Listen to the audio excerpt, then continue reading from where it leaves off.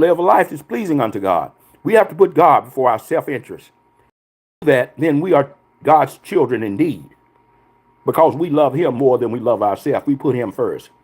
And of the two great commandments, thou shalt love the Lord thy God with all thy heart, all thy soul, and with all thy strength, all thy mind, and thy neighbor as thyself. When you love your neighbor as yourself, that's how you really learn to love God. When you learn to love and care for others and treat others right, treat others well, then you are showing the love of God. For when God created Adam, God created him in his image and his likeness. But one thing God did not do, God did not make Adam love anybody or anything. Man had to learn to love. Adam did not know how to love, but God made a woman for him, a helpmate, a person suitable for him. And the purpose of making this woman was to be his companion, someone for him to love. He made her from one of his ribs and some of his flesh and bone, so that Adam would feel an attachment to the thing that God had created. God could have just as easily created her from the dust of the ground as he created Adam, but God wanted him to have an affinity for the woman.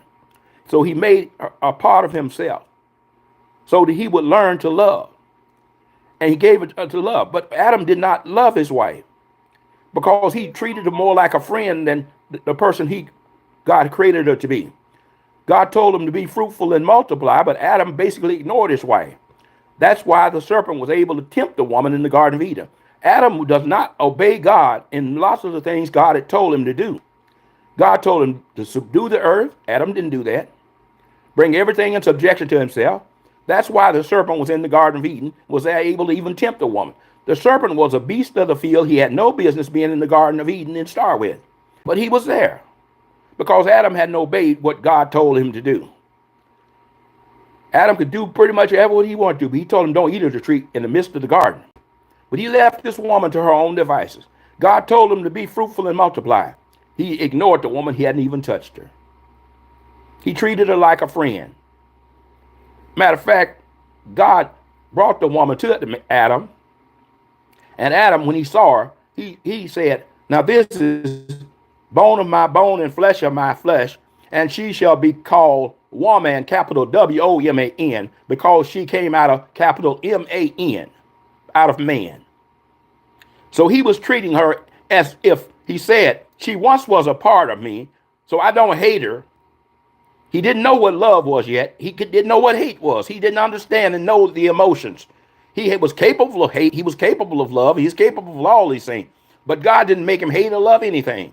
He had to learn and grow these emotions. Just like a newborn babe. Newborn babes don't know how to love. They don't know how to hate. But they learn these things as they grow and mature. Well, Adam didn't know how to love her. He didn't love her. And he basically ignored her.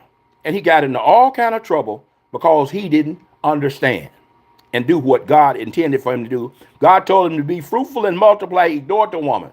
And so the serpent came to the woman, tempted her, saying, can you eat of all the trees in the garden? She said, well, yeah, we can eat of everything except this one in the midst. For if we eat of that or touch it, we'll die. He said, if we touch it or eat of it, we'll die. God didn't say if you touch it, you'll die. She added that. And therefore, they left a space for the devil to lie to her and trick her. Well, God surely knows you won't die. But he knows if you eat of it, you'll become like an under God, like him. And so that's how he tricked the woman. That's how man fell from grace, because believing in the devil's lies. I say to you this morning, as I'm getting ready to close in the study of the word and the things we talked to you about, don't believe the devil's lies. That's the main thing I want to drive home to you today. Don't fall for the devil's tricks. Learn to love God with all your heart and your neighbor as yourself. Put not your trust in man, but put your trust in God. Don't go around putting your trust in familial relationships. Put your faith in spiritual relationships, wherein you serve God with all your heart, with all your mind, with all your soul, and with all your strength. We're going to go out with a song this morning as we normally do. He's so good. He's so good. He's so good. So very good. He's so good. He's so good. He has been so good to me. I'll testify. And I won't take it back. I'll testify. And I won't take it